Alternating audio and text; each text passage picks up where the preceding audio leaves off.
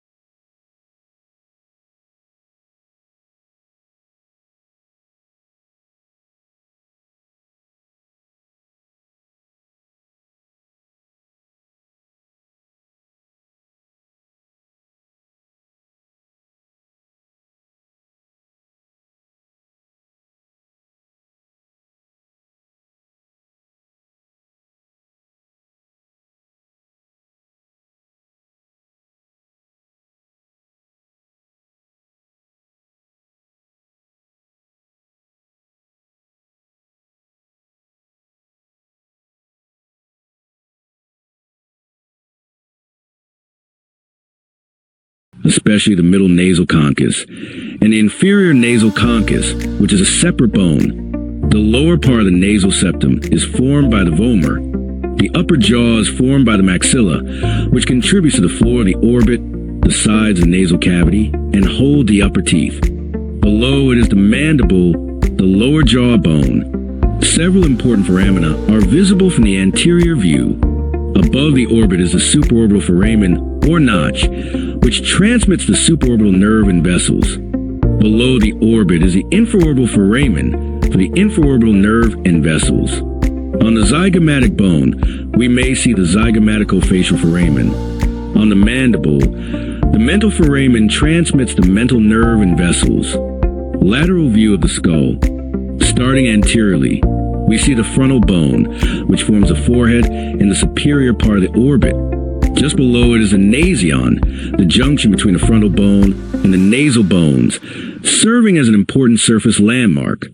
Moving posteriorly and superiorly, the large parietal bone forms most of the upper lateral wall of the skull. Running across the parietal region are the superior and inferior temporal lines, which mark the attachment of the temporal fascia and temporalis muscle. At the junction of the frontal, parietal, temporal, and sphenoid bones lies a thin, clinically important area called the pterion. This region overlies the anterior branch of the middle meningeal artery and is vulnerable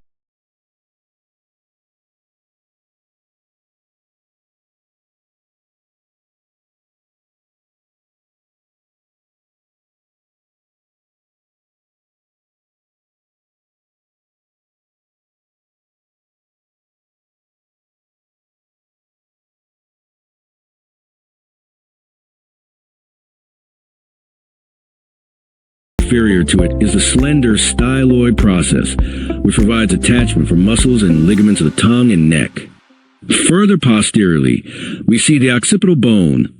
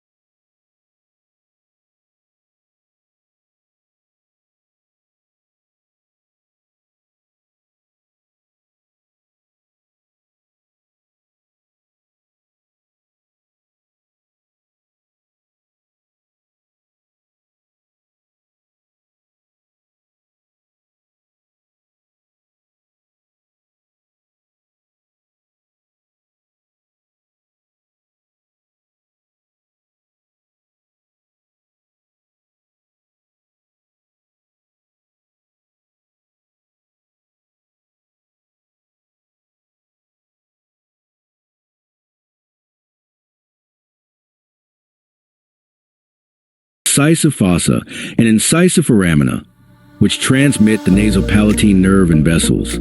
We also see the greater and lesser palatine foramina carrying palatine nerves and vessels to the hard and soft palate.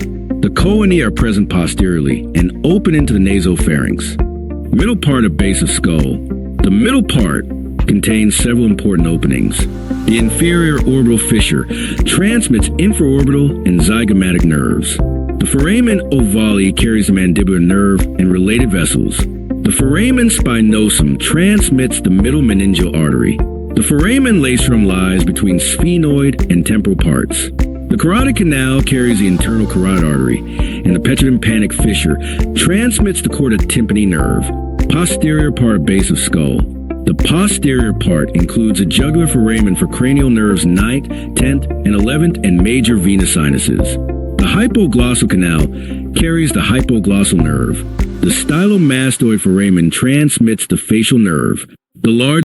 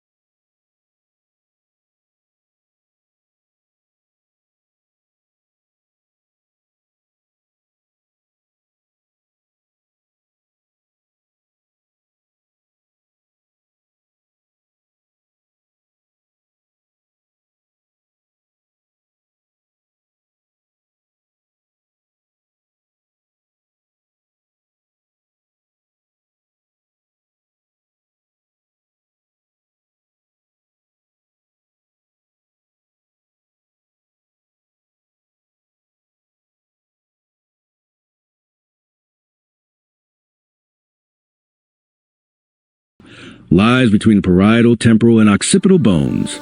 Its adult landmark is the asterion, and it also closes around 3 months.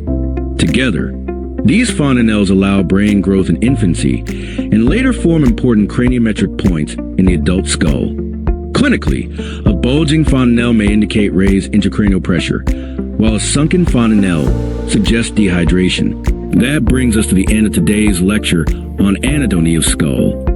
Thank you so much for watching. If you found this lecture helpful, please like the video, subscribe to the channel, and hit the notification bell so you won't miss any future lessons. Keep learning, stay curious, and I'll see you in the next session.